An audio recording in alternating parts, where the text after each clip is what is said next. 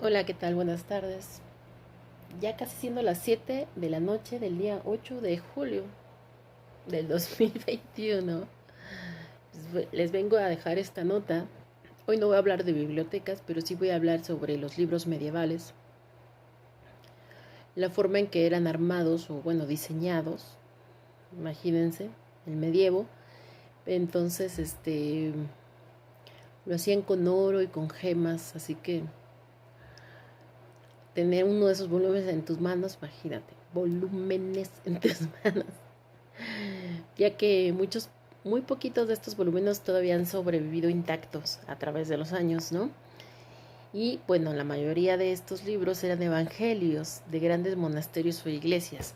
Voy a ver si pueden ver más o menos, es que por el fondo de pantalla se ve medio extraño, pero ahí pueden ver cómo fue diseñado con gemas y oro y todo. Eh, pues bueno, todos en algún momento hemos visto la genialidad de los grandes escribas medievales, ¿no? Es que esto es un magnífico ejemplo de artesanía, que va desde la maestría caligráfica al detalle de sus ilustraciones iluminadas. El uso de metales preciosos en las tintas fue una práctica limitada pero muy interesante. Pero un escaso número de libros fue encuadernado con tapas de oro y metales preciosos.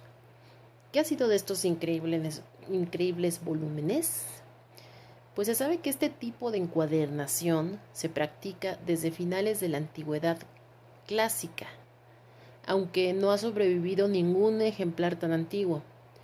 Los primeros ejemplos que podemos ver hoy en día son medievales, siguiendo una tradición que se mantuvo durante bastante tiempo en el este de Europa, sobre todo en los países con la tradición cristiana ortodoxa. La mayor parte de estos libros corresponde a textos sobre los evangelios y estaban destinados a ser la pieza central del altar, donde eran vistos por la congregación y daban a entender la riqueza de la iglesia o del monasterio. No eran, pues, libros dedicados al estudio o al trabajo y no se guardaban en las bibliotecas. Por desgracia, la mayoría de estos libros desapareció con el paso del tiempo debido a robos y saqueos. Con toda probabilidad, las cubiertas metálicas se arrancaron para ser vendidas como elementos individuales. En cuanto a las gemas que llevaban engarzadas, se arrancaban para comerciar con ellas. Todavía existen algunos ejemplos que se pueden contemplar en determinadas bibliotecas dedicadas a los libros extraños y maravillosos, como es el caso de la Biblioteca Morgan en Nueva York, la Biblioteca Británica o la Biblioteca Nacional de París. Otros ejemplos de este tipo de encuadernación sustituían el metal por telas preciosas, como el terciopelo y las gemas por perlas. También es cierto que algunos de estos libros servían, además, como depositarios de las reliquias de algún santo, lo que aumentaba todavía más su valor. Como toda moda, que requiere una gran cantidad de dinero y sirve para poco más que figurar, esta manera de encuadernar tuvo una revisión durante los siglos XV y XVI, momento en que la alta nobleza decidió que sus libros también debían parecer divinos y magistrales. Se producían por encargo y eran obras de artesanía difíciles de igualar. El último gran libro de este tipo fue la edición de del Rubaiyat, con más de 1050 gemas dispuestas en forma de cola de pavo real, un diseño fantástico que se hundió en el Titanic.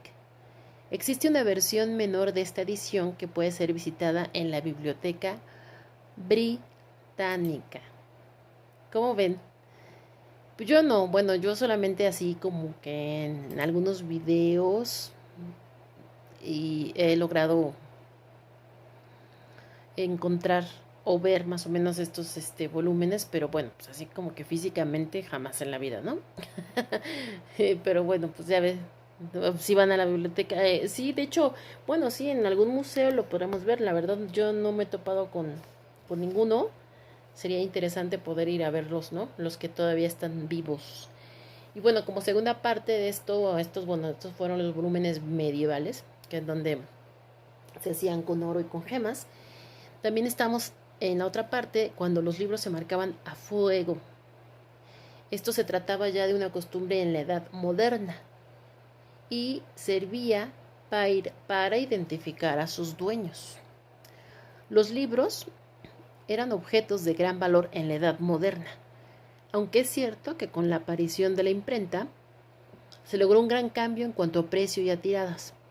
Los volúmenes ya no se hacían uno a uno, con el cariño y el mimo de un copista trabajando durante meses, sino que se podían realizar de una manera casi industrial. Pese a todo, su valor era muy alto, sobre todo en nuevos territorios alejados de la civilización, como la América del siglo XVI. Pongámonos en situación. Tras el descubrimiento de América y la expansión del Imperio Español, llegó el momento de las órdenes religiosas, depositarias no solo de un mensaje religioso, sino también casi las únicas en llevar la cultura europea al Nuevo Mundo, y al mismo tiempo tratar de conservar los mitos e historias de las tribus indígenas. Esto último, la verdad, obtuvo un éxito moderado. Pero si hay algo que se necesita tanto para evangelizar como para educar, es un libro. Más de uno, además. Libros que se imprimían al principio en España y que viajaban en barco hasta las bibliotecas recién armadas de los nuevos conventos americanos. Así pues, podemos imaginar el gran valor de estos libros, pensados además como punto vital de los misionarios, siempre de viaje de arriba a abajo por territorios inexplorados. La práctica tradicional para proteger los libros era la maldición y la excomunión. De hecho, el Papa Pío V llegó a amenazar con la excomunión y a cualquiera que robara o maltratara libros de alguna biblioteca. Hay que remarcar que esa era una de las penas más temidas de la época, sobre todo si hablábamos de nobles o de religiosos. Pero en América, el tema de las maldiciones o incluso la excomunión quedó en un segundo plano, primando más el interés por localizar los libros y frenar los robos, pérdidas o largos préstamos. La idea que se les ocurrió fue muy diferente: marcar a fuego los libros con la enseñanza de la biblioteca, para que nunca se pudiera borrar. Y es que los ex libris, que ya habíamos hablado en algún momento de ellos, habían resultado poco eficientes. Era demasiado sencillo arrancar la página donde debía estar la marca de la biblioteca. Sin embargo, marcar el grueso de las hojas, como si de una vaca se tratara, dificultaba su robo y reventa sin levantar sospechas. De hecho, la marca llegaba a ser tan profunda que en ocasiones llegaba hasta el texto. ¿La razón? Pues evitar que los ladrones cerraran la base del libro para quitar la marca. Esta práctica se llevó a cabo desde el siglo XV hasta el XIX, cuando a raíz de las leyes de reforma y amortización, gran parte de los bienes de la Iglesia Católica pasaron a ser controlados por los estados. Esto incluía los libros marcados, que pasaron a formar parte de las bibliotecas seculares. Las marcas de fuego son de gran interés hoy en día, ya que los investigadores pueden reconstruir el catálogo de las antiguas bibliotecas eclesiásticas a partir de los símbolos. Hay más de 275. Saber a qué se dedicaban, qué información primaba en cada momento y también averiguar el tránsito de esos libros a lo largo de la historia, conociendo su origen y dónde acabaron. ¿Cómo ven? Dos formas diferentes de hacer los libros. Bueno, no de hacerlos, sino de retenerlos, de tenerlos, de cuidarlos, ¿no? En fin, pues estas fueron las dos notas que coinciden un poquito con la creación de los libros en diferentes épocas.